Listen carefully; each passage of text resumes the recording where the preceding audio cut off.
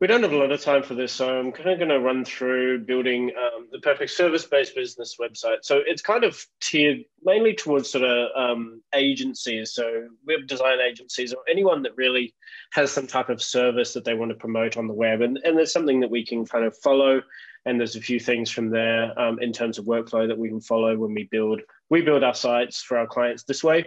And there's a bit of methodology behind it as well, which we'll run through. But quickly, there's a little bit about me. My name is Sean. I've been in Singapore for a very long time.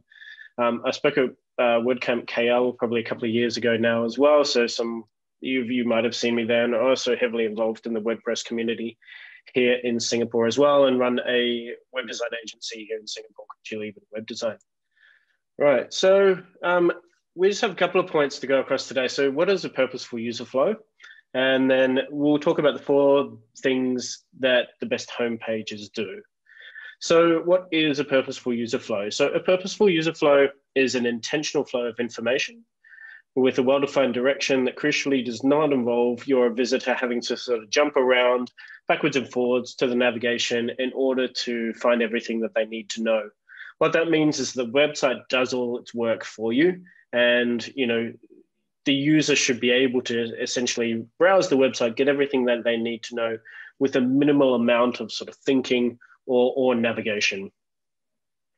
So for service-based businesses, an ideal purposeful user flow begins at home. It directs people to like a positioning page, which typically would be an about page, then to focus services pages. If you do have case studies, testimonials, then those can be good to show use cases. And then finally to a call to action. If you don't have use cases, then blogs can kind of work to back that up as well.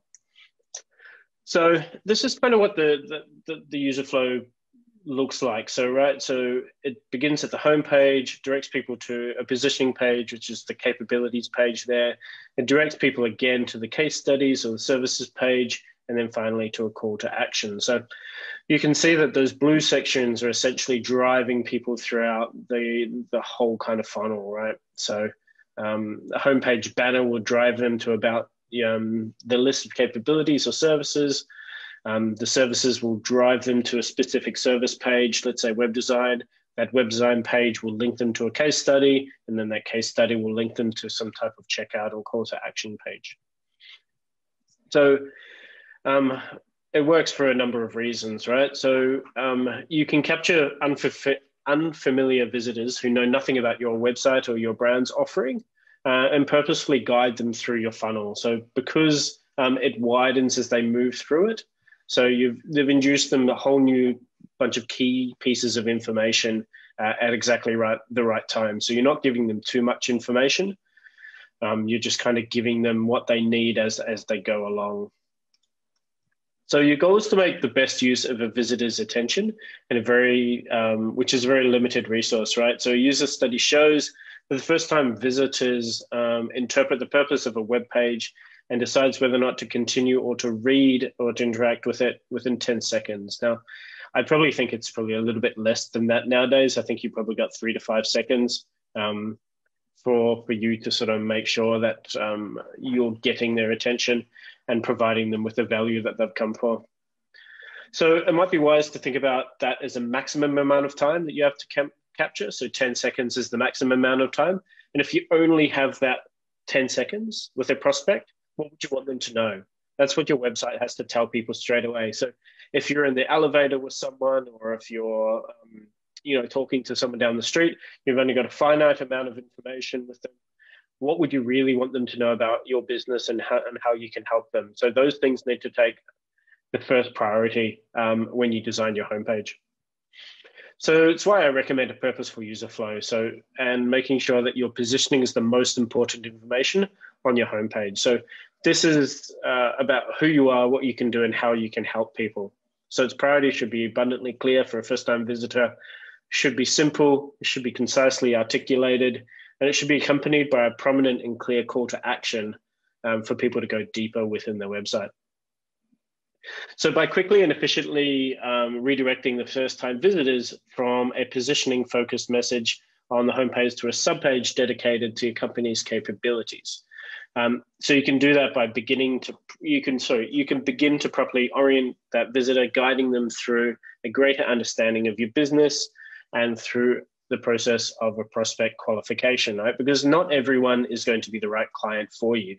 So you want to make sure that they know that you're a good company for them, but also that you know that they're a good client for you. So you need to qualify that prospect.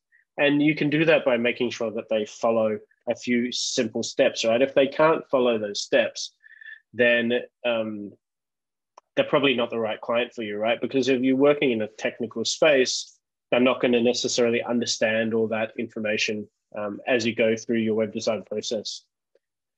So from a capabilities landing page, you could read more detailed explanation of what your business does, though this is essentially what you do, who you serve, and why you do it. So they should then be guided to one of two new steps: digging further into a discrete service or contacting you. So they may have decided that, okay, you're the right company for them. I don't need to know anymore. You should give them the ability to get in contact with you easily as well. You don't necessarily have to drive them down that cycle, but you should give them two options, right?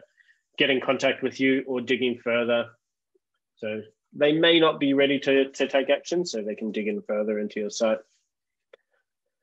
So a service landing page typically describes one of your discrete services, right? So it's web design, web development, SEO, social content, media, marketing, any of those type of services, right? From an agency point of view, it could be, it could be anything, right? So this may be one step in a necessary set of services that comprise your ideal client engagement, right? Or it may be serve just one straight service. Either way, it should explain the purpose, the service's purpose on goals and how it relates to them, and also any possible outcomes as well. So from that, the visitor should be guided to one of two new steps. So that's learning about the impact of your work. So your core services need to be explained by and rooted in your own landing page. They should also offer the value proposition and be proven by another piece of content as well. And that's typically a case study. And that exists to frame the problem that your service solves, and then describe the form that that solution takes and proves its worth by documenting some type of results.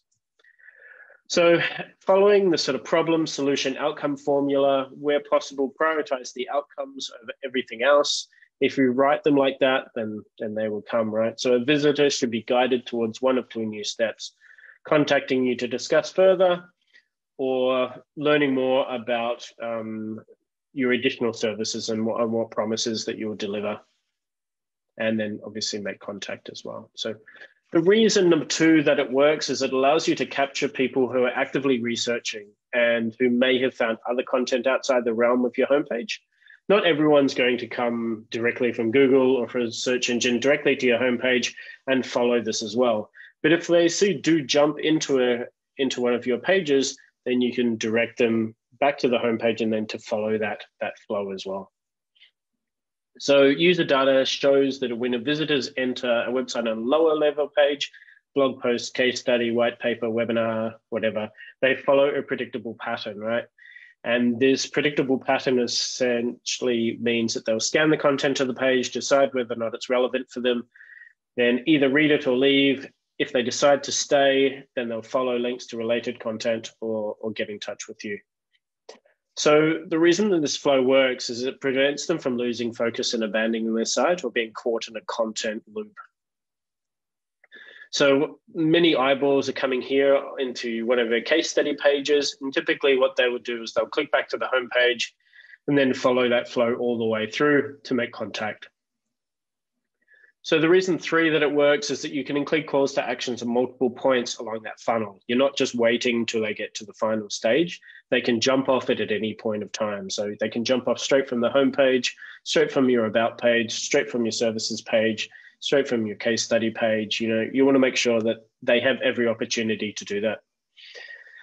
And each step of this flow should have clearest call to action directly related to that purpose of content as well, and where they are in the buying cycle. So I won't go through this. I mean, it's pretty straightforward, this buying cycle stuff, and I can send these slides around later. But yeah, there's the awareness, consideration, convincing stage, and things as well. So each page on your website should essentially target one of these audience cycles. So the purpose for user flow is more than a purposeful arrangement of pages and calls to action. It requires a specific approach to design. So we'll go through some 4 things that homepages do to make sure it's all right. So your homepage exists not to excite or entertain the audience. It exists to attract, inform, and engage your future clients. So the best way to do this is not fill the screen with moving images, videos and things like that, but to follow a simple strategic outline, which can be handled with text alone if you're good enough at it. But essentially what we like to do is, the top section is what you do. So what promises you have. The second section will be what you've done or what results you have. This could be case studies, blogs. The next thing will be some type of social proof or testimonials. And then what you say or your expertise, which will be, any blog articles or your services. And we'll kind of dig into that a little bit. So what is this? So what you do, this is your positioning, your promise. Ideally, you're able to say what you do, horizontal positioning, and then for whom you can do it for, which is vertical positioning. So your main goal is to guide a future client to take the next step. So this is a pretty good one. So high quality, beautiful WordPress websites at an affordable price. So you know exactly what solution that they're providing, and you know how to get involved with them really easily. There's another one as well. So Single Grain's an agency out of the US. This is an old version of the website, but helping great companies grow their revenues online. So you know exactly who they're targeting from that. The next step is what you've done. So what results, this is your work, your results. So case studies, your best, most positioning relevant work. So if you're attracting, restaurants, then you want to put your restaurants up in there. If you're attracting healthcare, then you want to put your healthcare examples in there as well. You just need to be brief, and then they can dig in further if they want to, but they need to see kind of themselves or their own brand or their own businesses in your website. So a couple of examples on how you can sort of present this as well. So you can see here that the branding is the mission to seafarers, but the most kind of prevalent text here is complete website overhaul for global charity. So while it's important that it's done for mission to seafarers, you can see that they've branded that to say, we have done this work, a complete website overhaul for a global charity. So you know that they work kind of on a larger scale. There's a nice looking screenshot of it, and then they can download the case study or go to another page. This is another one from a website I really love called Purple Bunny. And you can see that, again, message media is small, but a website application for a mobile messaging company. And then you can say we handle design, front-end development and things. So it's not giving too much away, but you can see that the work looks quite nice. They've designed a style guide, and they can view the case study to dig in more. What your clients say, this is testimonial, social proof. A satisfied client will always be a better salesperson than you will be. So let them speak for you. So if you do have any videos, or you can get a client on a Zoom call to do videos, then it's great to have a video testimonial. So direct a visitor from the homepage to read that case study. And if you have a case study with a testimonial on it, that's good as well, because it links everything together. So this is a good example of kind of what they can do. So this is an agency called Bigger Picture, but it just kind of frames that really nicely. It fits in with their design. It's quite simple. You can also present them like this. This is the revamped Single Grain website. So they have a number of them here, but they're all designed quite nice. They're all relatively same size. They've got photos, which can always be a little bit hard to get depending on how you work with your companies. But yeah, just needs to be nice and simple. And then this is what you say. This is evidence of your expertise in the form of blogs, white papers, webinars, videos, podcasts, news. So many companies like to put this at the top of the site because it looks like it's dynamic and it's changing rather than it being static. But most people won't really visit your website a lot of times, right? That if they are visiting it, they're coming direct into content rather than direct into the homepage and saying, what's new on this company's website, right? people are looking for a specific service. So this is a shameless plug of of my site here, which is an old screenshot now, but you can see that there's 4 articles here. There's an Instagram post and a Twitter post that comes into it as well, so people can immediately see this is what we're about. There's another agency, so you can see that there's, they're blogging relatively recently as well, 3 in October, 1 in September. And then what happens next, right? Make it as easy as you can for them to get in contact with you. This is a pretty simple form. And then what most companies will do, this is from Colodo, this is an agency out of the UK. They'll follow up with probably a longer questionnaire later down the track. So get them in as soon as possible. This is another one from Purple Bunny. So like I was saying, once you come to the bottom of the site, you can see here that about us or get in touch are the 2 options that you can get to from here. However, sort of nothing about this design should stand in the way of good design necessarily.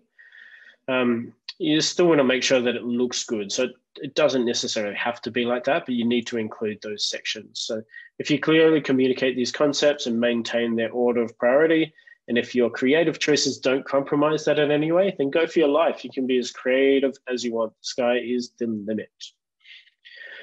So this recommended outline style only to your homepage doesn't have to be taken literally, right? So there's nothing wrong with embracing the visual nature of what we do as designers and developers. So go nuts without compromising the business purpose. So it doesn't necessarily have to be presented all this way. You may want to do tables, you may want to do columns, you may want to do a row listing of specific services. As long as you have the right information in here, visually it doesn't really matter. Just have the hierarchy right, but they're both positioned to prioritize the communication of positioning. So there's an example of showing your services, and that's it. That's me. Hopefully, I know there's a lot to go through. We didn't have a lot of time. But yeah, hopefully that helped with a few questions in terms of how we build websites and how you can look at approaching service-based business websites. Absolutely, and thank you for that, Sean.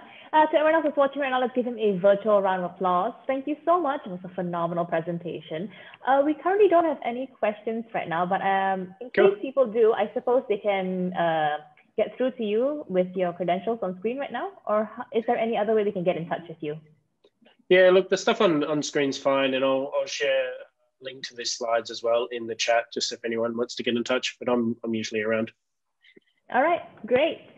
Sean, I think we'll wrap things up right now. So thank you once again for being part of the Singapore Website Awards. It's been nice to talk to you. Have a great day and feel free to stay on with us. Thanks. Thanks, Sean. Bye. Exabytes. Grow your business online.